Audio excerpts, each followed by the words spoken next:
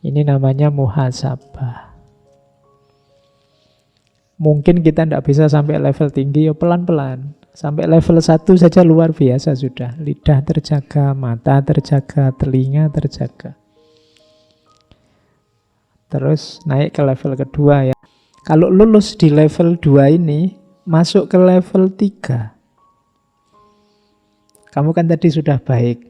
Lahirmu, batinmu juga baik ternyata. Kamu mencari ridhonya Allah. Tapi sekarang coba tanya.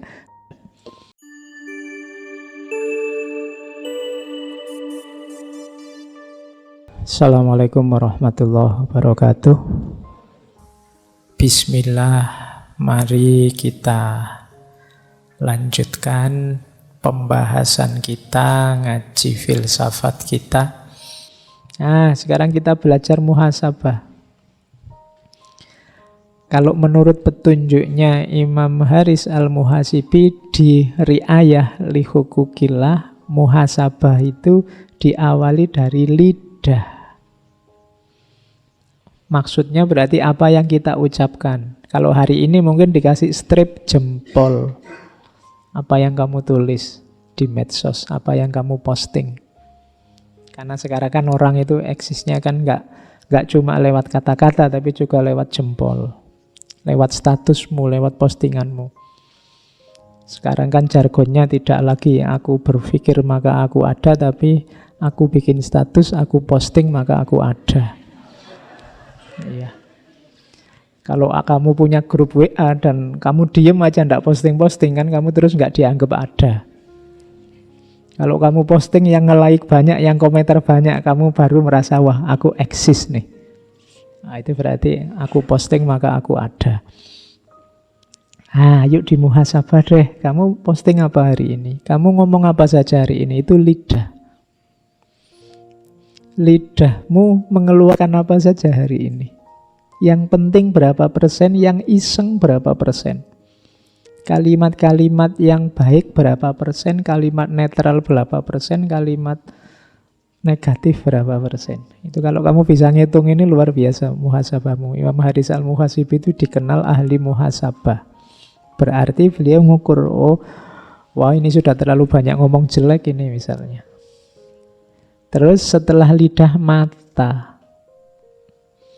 Mata, kalau mau ngomong matamu ndak enak.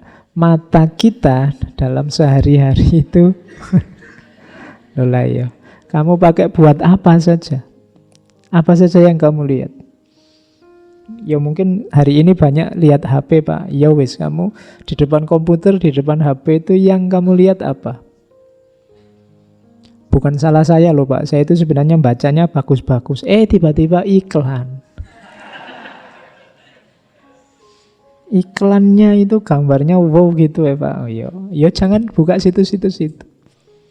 Salahmu sendiri iseng googling. Jadi mata. Kalau kan ada pepatah yang masyhur itu laka al-ula. Jadi kalau engkau jatahmu cuma lihat yang pertama. Tapi kalau yang kedua dan seterusnya itu tidak boleh. Kalau lihat yang gitu-gitu itu sekilas saja yang pertama. Astagfirullah terus paling ke sana. Tidak boleh diulang. Kalau diulang sudah dosa. Biar nggak ngulang lihatnya yang lama. Ini masih yang pertama loh Pak, belum ngulang. Oke, itu strategimu itu. Terus telinga. Telingamu mendengarkan apa saja, itu kamu yang tahu lah ya. Kemudian tanganmu, apa yang kamu lakukan dengan tanganmu. Terus kakimu, perutmu. Perut itu berarti apa yang kamu masukkan. Berani menjaminkah yang kamu masukkan halal? Berani menjaminkah yang kamu masukkan baik dalam perutmu? Terus kemaluan. Saya tidak tahu sudah fungsi apa belum yang punya kalian yang belum nikah. Tapi hati-hati. Orang sering terjebak di kemaluan itu, wadaknya itu tapi isinya kan nafsu. Sejauh mana kamu bisa mengontrol itu nanti menentukan nasibmu. Lahirnya itu. Oke, nilailah ini sampai rapotnya ndak merah. Apakah itu lidah, mata, telinga, dan macam-macam. Berarti fisikmu positif. Kalau sudah fisikmu positif, muhasabah level 2. Tanyakan tujuannya. Kebaikan yang kamu lakukan itu untuk mencari ridhonya Allah atau ada pamrih lain? Mulutmu yang baik, perilakumu yang baik, kamu mendengarkan yang baik-baik, kamu jaga benar perut kemaluanmu. Itu demi ridhonya Allah, ada pamrihnya enggak? Ada tujuan yang lain enggak? Jangan-jangan untuk tujuan-tujuan selain Allah. Pak, saya sekarang rajin tahajud, rajin puasa Senin Kemis, Pak. Kenapa? Baru daftar CPNS. Iya, ada pamrihnya kemarin-kemarin kemana aja. Jadi coba dicek, ada pamrih-pamrih dunia enggak? Saya sekarang rajin sholat duha, Pak. Kenapa? Lu sholat duha itu katanya rezekinya lancar, Pak. Ya enggak masalah, tapi enggak masalah dengan duhanya, tapi targetnya kok itu. Jadi muhasabah level 2, ayo dicermati. Kebaikan-kebaikan yang kamu lakukan itu mencari ridhonya Allah apa tidak? Kalau lulus di level 2 ini, masuk ke level 3. Kamu kan tadi sudah baik, lahirmu, batinmu juga baik ternyata. Kamu mencari ridhonya Allah. Tapi sekarang coba tanya, kamu bangga enggak dengan dirimu? Kan kadang-kadang, wah, alhamdulillah Pak, itu kan pernyataan kebanggaan diri. Saya sekarang sudah level saya sudah tinggi Pak. Saya hanya Allah yang saya cari ridhonya. Kamu tidak sadar begitu kamu mengklaim bahwa levelmu sudah tinggi, kamu tidak kayak yang lain, kamu sudah tidak punya pamrih. Sebenarnya menunjukkan bahwa kamu sedang jatuh lagi. Jadi ini level naik satu level, tanyakan kamu bangga tidak karena sudah melakukan jasadmu baik, rohanimu juga baik. Kalau ada kebanggaan-kebanggaan itu, kamu masih batinnya masih perlu diperbaiki. Karena dalam dunia sufi, kebaikan yang beres baik lahir maupun batinmu itu sebenarnya anugerah dari Allah. Kalau usahamu saja mungkin tidak cukup. Makanya kalau sudah sampai level itu, kamu tanyakan di level selanjutnya, adakah perasaan bahwa keberhasilan itu karena usahamu saja atau karena bantuan dari Allah? Kalau sudah beres semuanya, termasuk apakah motivasi itu hanya Allah saja beres, hati-hati dengan yang terakhir itu. Apakah semua itu membuatmu merasa mulia? Wah, saya ini rasanya dimuliakan oleh Allah, Pak. Hidupku lancar, nyaman sejak kecil. Ini rasa ini juga hati-hati. Saya ini sekarang derajat saya kelihatannya sudah lebih tinggi Pak dari kemarin. Itu hati-hati. Teman saya itu Pak susah hidupnya, saya itu loh enak lancar. Wah, berarti saya ini mulia sekarang ini. Hati-hati. Jadi jebakan-jebakannya ada di situ. Jadi ini jadikan rumus untuk muhasabah. Coba dicek mulai fisik satu-satu. Kalau beres semua ditanyakan, ini hanya untuk Allah saja atau tidak. Kalau sudah beres, coba tanyakan lagi, kamu bangga enggak dengan yang kamu lakukan? Merasa itu hasilmu sendiri atau anugerah dari Allah? Kalau ini sudah beres, enggak kok, saya itu enggak kuasa apa-apa, Allah yang menolong. Kamu merasa besar, merasa penting, merasa mulia enggak dengan makommu yang semacam itu? Begitu ada rasa itu, ya kalau pertandingan kamu kena diskualifikasi. Tidak jadi mulia di depan Allah. Ini namanya muhasabah. Mungkin kita tidak bisa sampai level tinggi, ya pelan-pelan. Sampai level 1 saja luar biasa sudah. Lidah terjaga, mata terjaga, telinga terjaga. Terus naik ke level kedua yang hanya ridhonya Allah. Kalau sudah begitu, Semua kebanggaan kita sirnakan, diyakini bahwa segala yang terjadi adalah anugerah dari Allah. Dan meskipun begitu, tidak perlu ada rasa bahwa aku ini mulia, aku ini istimewa, aku ini penting, dan seterusnya. Nah, itu caranya muhasabah. Oke, terus muhasabah juga harus hati-hati. Kadang-kadang kita sering tertipu dengan amal baik.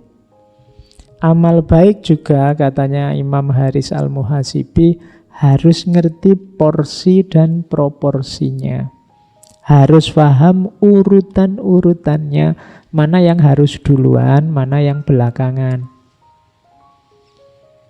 Bekerja itu ibadah, sholat duha juga ibadah. Dua-duanya ibadah. Mana yang harus didahulukan, mana yang harus dibelakangkan. Dibelakangkan bukan berarti ditinggal. Kalau pas lagi rame-ramenya pekerjaan, misalnya kalian buka toko kok waktunya sholat duha, kok pelanggan pada datang semua, terus ya jangan ditutup tokonya, saya sholat duha dulu lah. Itu salah prioritas. Kita sering begitu. Kadang-kadang ada salah prioritas itu, yang sunnah diutamakan, yang wajib ditinggal. Salah prioritas. Waktunya sholat tahajud semangat karena ada misinya. Habis sholat tahajud ngantuk, subuhnya bareng duha. Ya. Itu urutannya keliru. Kalau puasa Ramadan rasanya kayak formalitas, tidak ada rasanya. Tapi setelah Ramadan puasa sunnahnya dikuati serius. Kebalik, harusnya di Ramadan ini kita serius. Di sana fadilahnya macam-macam.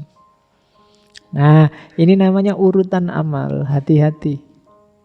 Orang sering tertipu di sini. Di antara godaannya setan, katanya Imam Haris Al-Muhasibi, itu kita dibolak-balik urutan amalnya. Jadi kebaikannya. Saya seminggu yang lalu ada cerita. Saya tidak tahu pastinya gimana. Jadi ada teman-teman mahasiswa yang sedang sholat. Kebetulan yang depan jadi imam, terus ambruk tempat sholatnya. Jadi imamnya ini kejeblos ke bawah. Kebetulan yang bawah ini sumur. Ya ada cerita itu kan. Saya tidak tahu pastinya, tapi ada cerita. Setelah imamnya jatuh ke bawah ini, ada makmum satu ke depan melanjutkan sholat isyaknya, menyelesaikan sholatnya. Saya tidak tahu ini yang di bawah ini sedang berjuang apa tidak. Coba nanti saya masih belum jelas, tapi ceritanya begitu. Tapi akhirnya beliau yang imam ini meninggal, mahasiswa. Jadi ndak, hati-hati. Jadi ini urutan amal. Baik, sholat itu wajib memang baik, tapi nyawa juga nomor satu. Gitu loh. Ya kan? Kadang-kadang ada orang itu kan, misalnya saking, wah ini wajib ini sholat, kadang pinggir jalan besar sholat. Ya jalan sebentar sedikit di sana sudah ada masjid. Ini godaannya setan. Hati-hati. Jadi muhasabah juga ya, urutan amal. Karena setan itu sering menggoda di sini.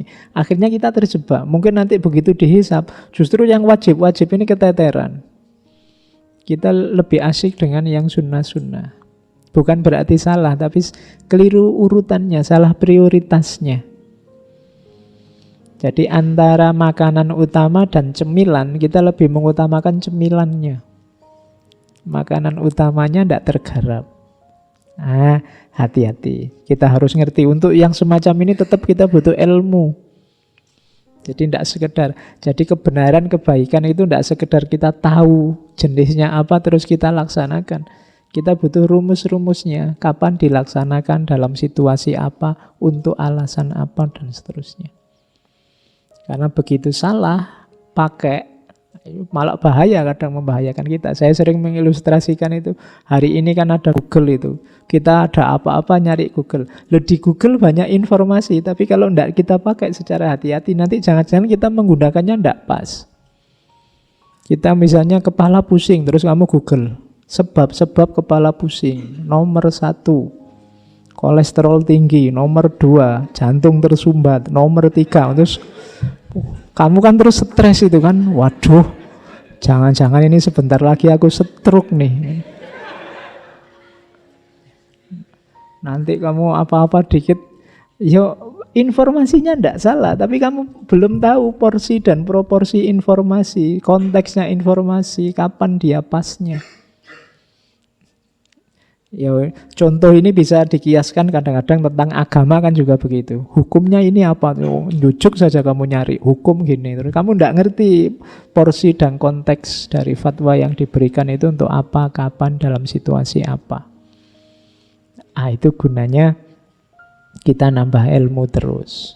Tanya ahlinya, bila perlu nyari yang bisa nuntun. Makanya dalam tasawuf itu disarankan ada mursyid, ada penunjuk, penuntun. Kalau jalan sendiri khawatirnya tadi keliru. Wong kamu cuma sakit pilek aja merasa kena serangan jantung lah, kena apalah gitu. Nanti dadanya sesak sedikit merasa, waduh, ini jangan-jangan paru-paru nih. Ini jangan-jangan asma nih, macam-macam. Nggak. Oke, cari ilmunya. Terus, nah dalam teorinya Imam Haris Al-Muhasibi ada 3 akhlak utama. Kalau kita ingin dekat dengan Allah, 3 ini harus jadi kuncinya. Ini di Ri'ayah li Hukumillah ada. Jadi yang pertama, berhadapan dengan Allah itu senjata kita 3 itu. Yang pertama apa? Taubat. Yang kedua, khauf dan roja. Yang ketiga, muraqabah. Pokoknya begitu merasa kita sedang di hadapan Allah, begitu merasakan kehadiran Allah, 3 hal itu kita hidupkan. Kita bertaubat, mohon ampun atas semua kesalahan, semua dosa kita. Kita hidupkan lagi khauf dan roja. Kita takut akan segala kekeliruan, kesalahan kita, sambil kita berharap rahmatnya, berharap anugerahnya. Kemudian yang ketiga apa? Muraqabah. Jadi muraqabah itu merasakan kedekatan, merasakan kehadirannya selalu.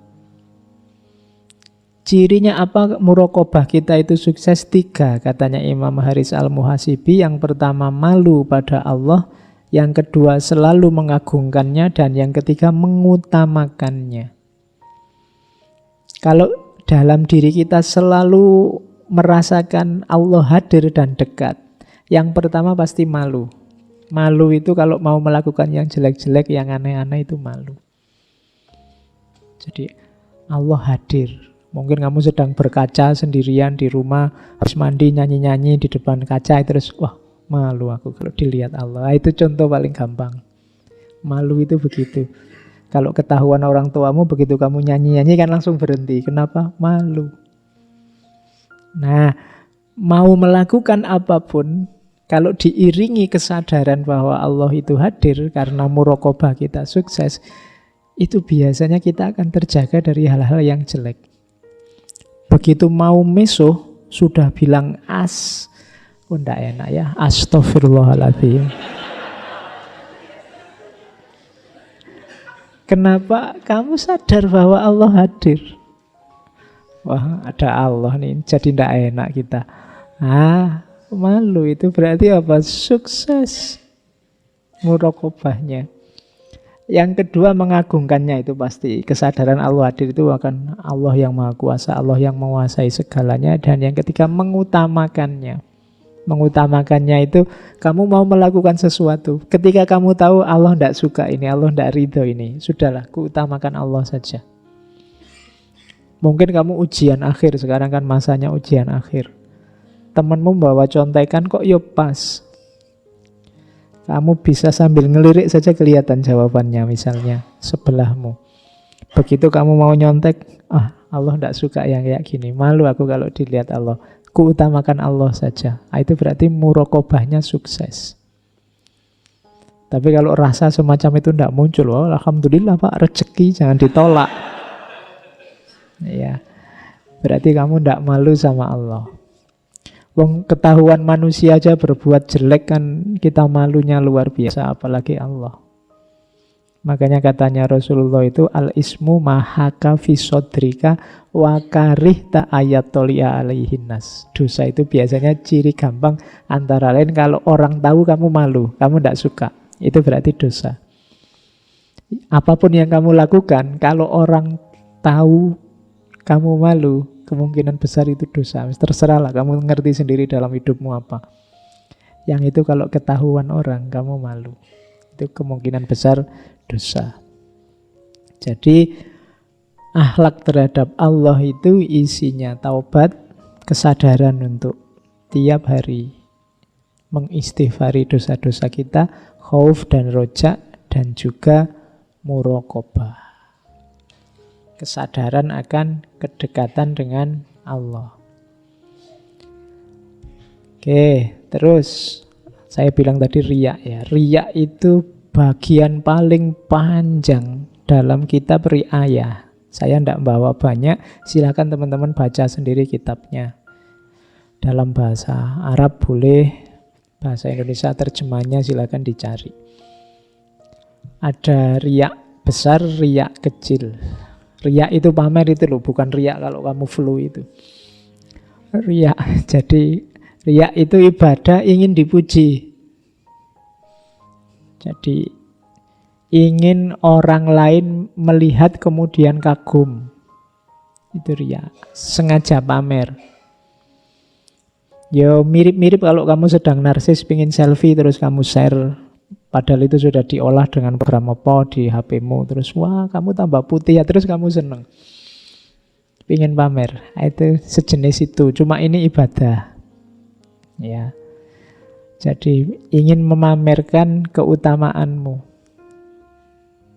Sebenarnya orang cuma tanya yang bisa dijawab dengan satu kata saja. Tapi karena kamu ingin pamer keluasan ilmumu, kamu jawabnya setengah jam. Ini ya Pak, menurut ulama ini, itu sebenarnya begini. Tapi beda sama ulama ini. Itu orangnya sampai pusing, lah terus gimana Mas? Ya pokoknya ada nuansa pamernya. Jadi hati-hati. Ada riak besar, riak kecil. Kalau yang riak besar itu ya memang cuma pamer itu tujuannya. Tidak ada yang lain. Jadi kalau riak kecil tujuannya yo pamer, yo pahala sebenarnya. Saya ingin cari pahala kok Pak. Tapi kalau dipuji ya suka juga sebenarnya. Itu riak kecil. Jadi kalau tidak dipuji terus jadinya males. Mas diminta baca Al-Quran itu. Yang mendengarkan berapa orang? Wah itu alamat itu sudah. Pak diminta jadi pembicara Pak. Pesertanya berapa? Orang seperti apa? Itu berarti ada tendensi ingin pamer.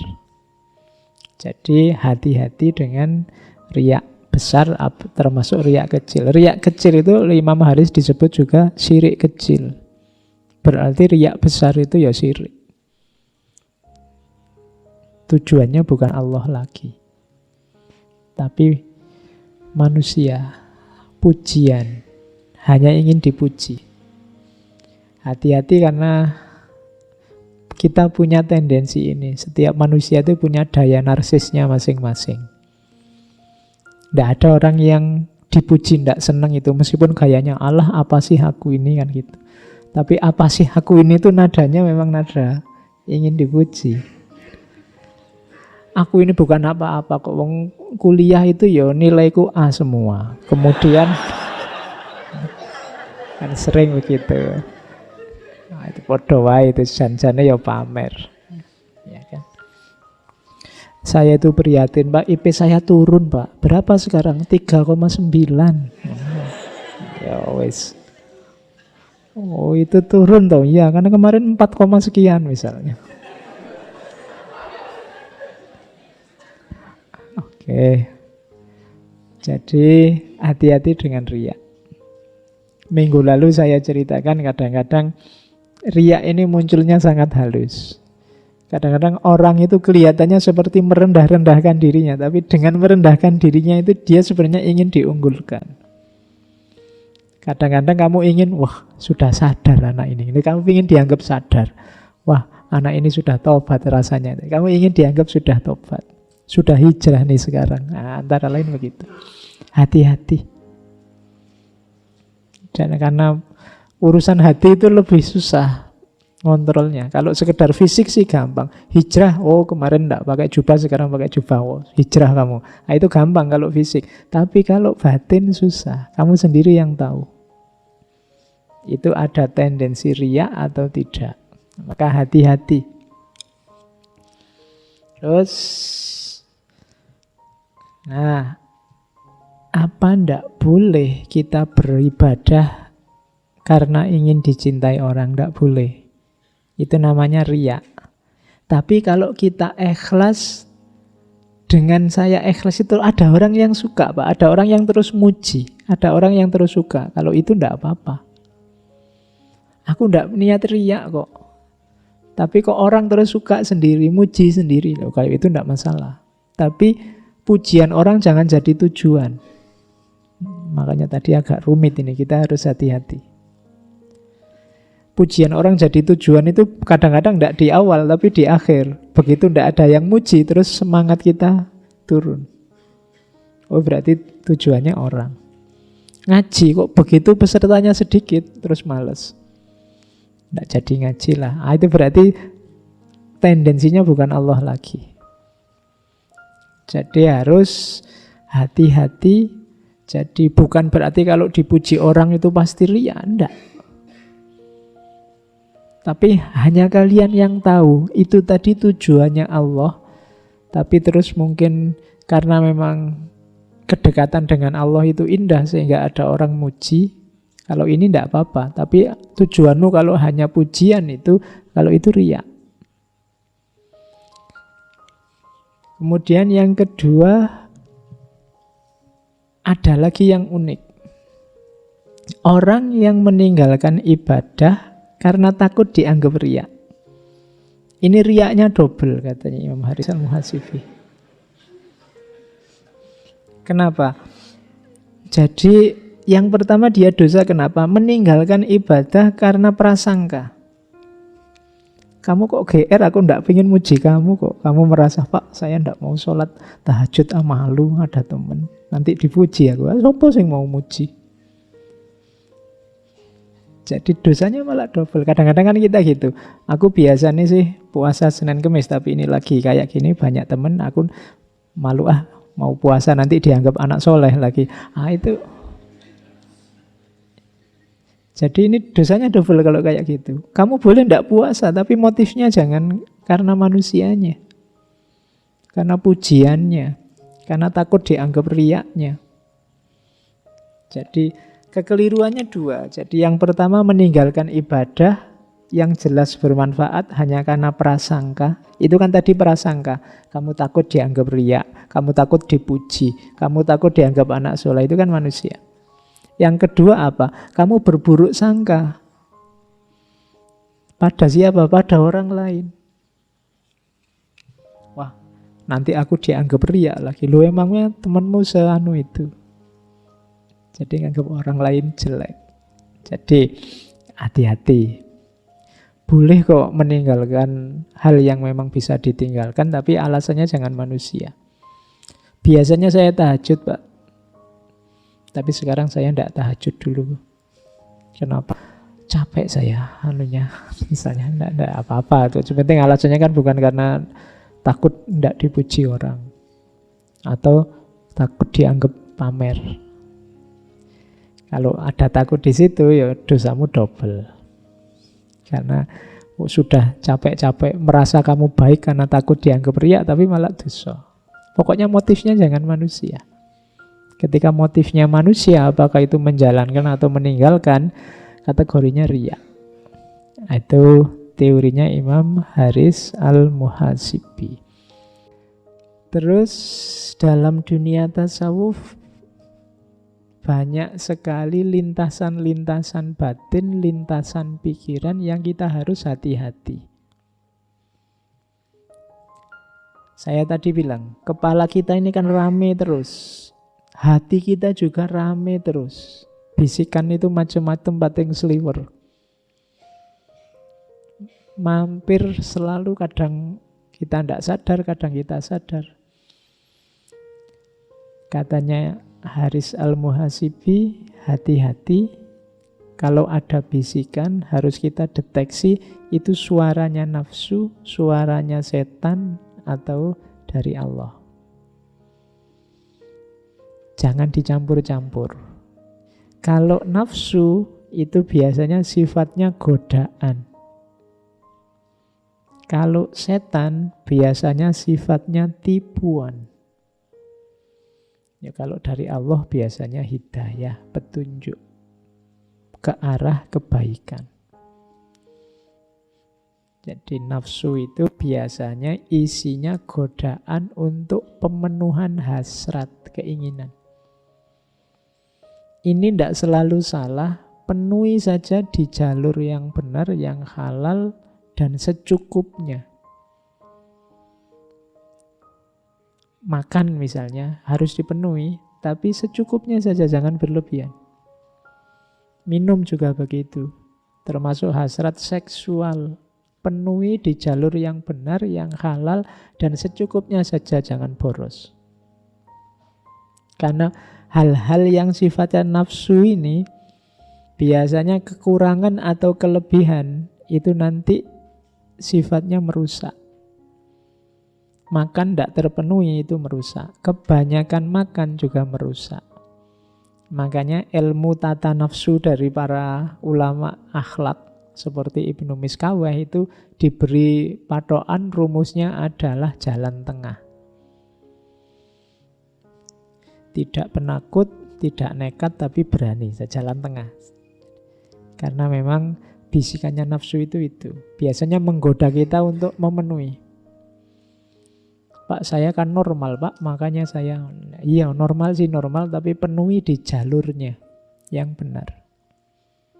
Karena begitu kita melenceng jalur, kita akan merasakan sengsaranya. Yang kedua, setan. Kalau setan ini tipuan. Cirinya tipuan itu barang jelek yang kelihatannya baik. Ditampakkan atau dibisikkan ke kita bahwa itu baik, itu normal, itu tidak masalah. Itu suara-suara semacam ini sumbernya dari setan. Tidak apa-apa, itu pacar-pacarmu sendiri. Kalian kan sudah saling cinta. Kan sudah janji sehidup semati. Tidak apa-apa sudah. Masa berapa tahun dapatnya cuma kirim salam sama titip WA misalnya. Yo, nyarilah untung dikit-dikit misalnya. Itu bisikannya setan. Tidak apa-apa, kamu itu manusia yang normal kok. Kan lawan jenis toh berarti normal, tidak apa-apa. Lebih bahaya kalau sesama jenis. Nah, kalimat-kalimat kayak gini kalimat tipuan. Kalau ada temenmu kok menasehati begitu, berarti dia jenisnya. Iya. Jadi dia mencarikan dasar bahwa yang salah itu sebenarnya benar. Tidak apa-apa, nyontek aja. Kalau tidak nyontek, kamu nanti tidak lulus loh. Dosennya kejem itu, killer itu. Kalau tidak nyontek, kamu tidak lulus-lulus. Kalau kamu nyontek kan nanti nilaimu bagus. Birrul walidain itu. Orang tuamu senang, lu membahagiakan orang tua itu pahalanya besar loh. Yang kayak gini-gini jenisnya setan. Jadi hati-hati. Yang jelek-jelek ditampilkan sebagai baik. Perhatikan dan ikuti saja dengan serius lamhat bisikan-bisikan dari Tuhan. Itu di antara jalan komunikasi kita dengan Allah itu antara lain pengetahuan ilhamiah, hidayah kalau bahasa kita sering hari ini. Jadi ada kalimat selanjutnya, bisikan Tuhan itu sejalan dengan akal sehat, bisikan setan itu sejalan dengan hawa nafsu. Jadi rumusnya seperti tadi ya. Kalau nafsu itu godaan, kalau setan itu tipuan, kalau Allah, kalau Tuhan itu hidayah, mengarahkan untuk keridhaan dan kebahagiaan. Oke, selanjutnya kesedihan. Kesedihan hidup kita juga ada levelnya ternyata. Kalau tadi cinta mungkin ini patah hati. Ada yang patah hati enggak di sini? Oke. Orang yang sering patah hati itu biasanya temennya banyak. Loh iya kan, dia nembak terus ditolak, kita temenan aja ya. Oh, tambah teman. Ya. Jadi biasanya kan itu enggak apa-apa, pokoknya cirinya patah hati itu. Oke. Nah, rasa sedih. Kenapa orang sedih? Kenapa orang patah hati? Yang pertama biasanya, ini level pertama. Karena hilangnya sesuatu yang sangat disenangi. Itu level pertama. Ada level kedua. Sedih itu karena khawatir yang akan terjadi besok. Kalau yang pertama karena kehilangan, yang kedua karena kekhawatiran. Kemudian yang ketiga, rasa sedih karena merindukan yang didambakan bisa tercapai, ternyata tidak tercapai. Ini yang patah hati tadi. Dan yang keempat, rasa sedih karena mengingat betapa kita sudah banyak menyimpang dari jalan ilaihi roji'un. Nah, manusia hidup pasti punya kesedihan-kesedihan. Coba diperhatikan mana yang kesedihan yang sering mengganggu dalam hidup kita. Katanya Imam Haris Al-Muhasibi, kalau bisa kesedihan yang keempat itu. Kegalauan kita karena kok tidak banyak ya aku mengikuti tuntunannya Allah. Kok banyak keliru, aku banyak menyimpang dari jalur, dari kedekatan dengan Allah. Kalau bisa kegalauan kita yang keempat itu. Meskipun kita ya boleh saja galau karena yang nomor 1, boleh galau karena yang nomor 2 atau yang nomor 3. Tapi kalau bisa kesedihan kita karena itu. Selain itu tidak sedih, tidak apa-apa. Kayak Kanjeng Nabi itu waktu sedih karena dilempari oleh masyarakat Taif sampai berdarah-darah. Kemudian Nabi di sebuah kebun di bawah pohon bermunajat, ya Allah, aku ini memang hamba yang lemah. Kamu beri tugas, ini saja gagal, tidak sukses. Tapi aku tidak masalah dilempari batu, aku tidak masalah disakiti. Asal engkau tidak marah. In lam takun ghadbana alayya fala ubali. Tidak masalah ya Allah, aku ini sesengsara ini. Dilempari batu, dikejar-kejar. Yang aku khawatirkan hanya satu, semoga engkau tidak murka padaku. Jadi kesedihannya adalah kesedihan yang berhubungan dengan murka atau ridhonya Allah.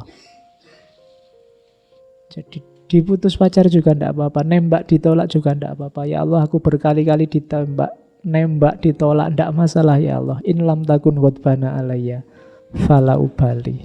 Asal engkau tidak murka padaku ya Allah, tidak apa-apa wis. Oh, itu bisa kalian pakai jadi rumus. Jadi sumpekmu biar tidak berlarut-larut. Cinta ditolak asal engkau ridho padaku. Tidak apa-apa ya Allah. Oh gitu loh. Biar kamu tidak lama-lama nangisnya. Oke, jadi itu tentang kesedihan. Hati-hati dengan godaan setan yang menjerumuskan kita untuk putus asa. Ini sering terjadi karena kita merasa banyak dosa, karena kita merasa tidak dekat dengan Allah. Akhirnya kita putus asa dari rahmatnya Allah. Kita merasa bahwa, wah berarti tidak mungkin. Tadi dari depan sampai ke belakang ngaji itu rasanya kok tidak ada yang aku sama sekali. berarti aku ini sudah rendah sekali, berarti aku ini sudah jelek sekali. Terus kita hampir saja putus asa. Jangan salah, bisikan semacam itu dari setan juga.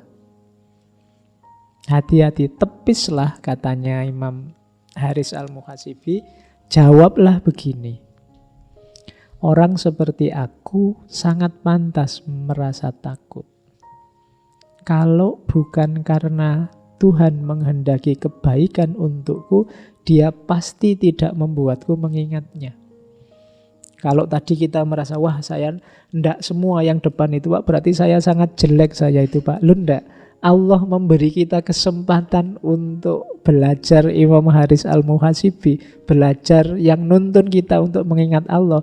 Berarti memang Allah mengarahkan kita untuk dekat dengannya. Jadi berarti ini kan semacam rezeki, ilmu itu kayak rezeki. Kita malam ini diberi rezeki wawasan-wawasan dari Imam Haris Al-Muhasibi tentang mengingatnya. Berarti Allah semacam mengingatkan kita, ingatlah aku. Berarti Allah masih peduli sama kita, maka kamu jangan putus asa. Jadi Allah masih mengingatkan kita, masih menunjukkan kita, masih menampakkan kita hal-hal yang utama, hal-hal yang baik. Berarti Allah masih berharap sama kita. Jangan putus asa. Jangan mau dengan bisikan setan yang membuat kita putus asa.